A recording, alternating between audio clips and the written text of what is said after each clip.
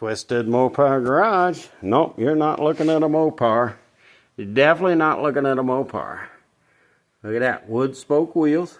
Big white wall skinny tires. This is a 1927 Velie. Pretty much in original shape. I wanted you guys to see what this is, so you know. Here's your air conditioning. The window rolls up that much. That's it. Show you the inside. Inside's pretty basic on this car. Just old wood stuff. This cab's made out of wood. It's got steel overlay, but it's made out of wood. There's your heater. Comes up off the exhaust, and whatever wind comes through the radiator, that's your blower. 3-speed car. There's the temperature.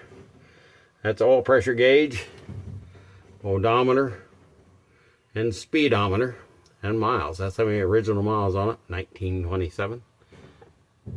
Look at that steering wheel. Ain't that crazy? Wood steering wheel. Horn. Here's your turn signal I was telling you about. Goes into there. You operate it. That's your spark advance and timing right there for going down the road or starting. That's what you have. Pretty basic, pretty much nothing. So, but these were fancy cars in their time because that window knob right there, look at the inlay on that. And it's the same way on the handles for the window cranks.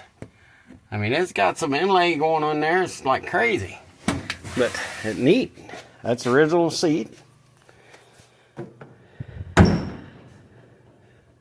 That there had been the turn signals.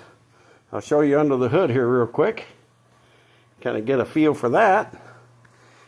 Here's that fuel reservoir I was telling you about.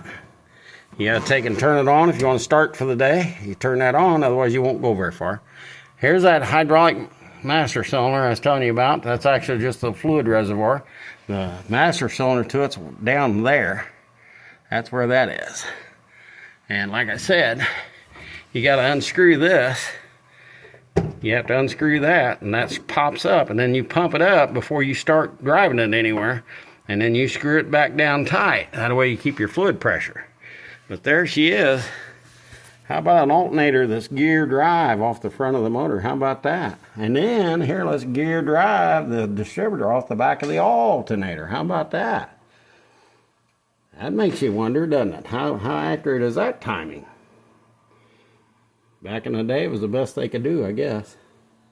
But anyhow, there she is, in line 6. Like, share, subscribe. There she is.